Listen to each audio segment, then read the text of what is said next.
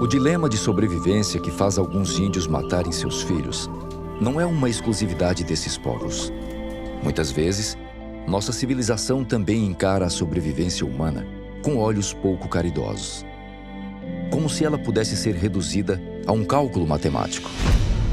Apenas 3 anos após o fim da Segunda Guerra, o ambientalista William Vought publicou um sucesso de vendas chamado Caminho para a Sobrevivência.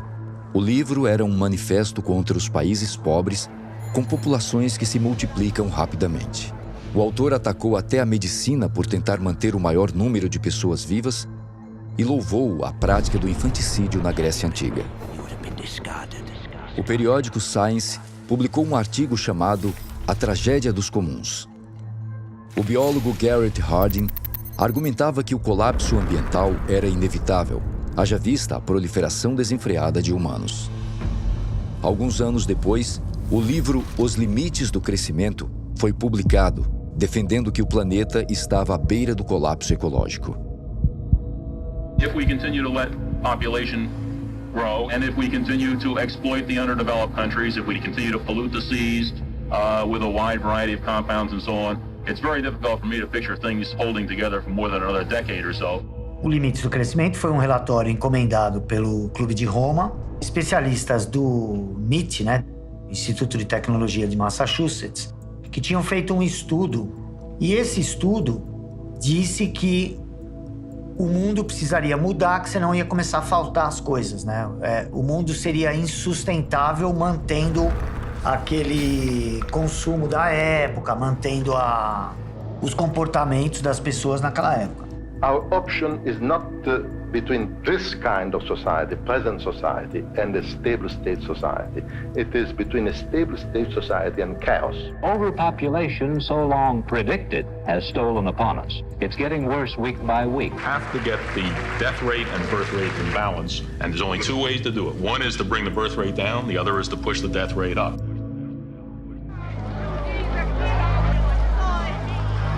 Nas ficções científicas, o mundo passou a aparecer como um lugar superpovoado, repleto de crimes e disputas por recursos escassos. Listen to me, Hatcher. You gotta tell them, Silent Breed is people! Muitos cientistas famosos, como Richard Dawkins, ainda hoje advogam abertamente o aborto de bebês com síndrome de Down. If you accept abortion at all, then aborting because you've been diagnosed by an amniocentesis of having a Down syndrome child is surely not a worse reason for aborting than aborting just because you feel like it. Tudo isso são consequências das ideias do reverendo Thomas Malthus, que em 1789 escreveu o seu Ensaio sobre o Princípio do Povoamento. Malthus anunciou que o crescimento populacional logo ultrapassaria a capacidade de produção de alimentos. O que começou com uma preocupação razoável relativa ao uso de recursos, acabou se transformando na ideia de que a humanidade era como um vírus se espalhando pelo planeta. O homem é o problema da natureza. É o que eu chamo de obsessão pela desantropização. A obsessão em perseguir a presença do homem na natureza. É quase como se dissesse, se a gente tirar o homem da natureza, a gente resolveu o problema do meio ambiente. Você combate o homem, portanto você está promovendo o desenvolvimento ambiental. That's what time it is for us.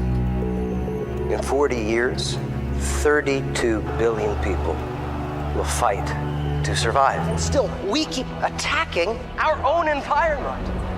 There have been 5 major extinctions in the Earth's history. And unless we take bold, immediate action, the 6th extinction will be our own. A projeção da imagem do homem como um parasita destrutivo da natureza, com um futuro sombrio, em um planeta superpovoado, sem comida suficiente. Global warming will melt the polar ice caps within 80 years, flooding 90% of all habitable areas on Earth. Unchecked population growth will overtake food production in less than 50 years, leading to famine and war. This is not conjecture, this is fact. one way or another, our world is coming to an end. Now the question is, will we end with it? Mas o pesadelo que a ficção científica anunciou nunca se tornou realidade. Em grande parte, graças aos esforços do homem.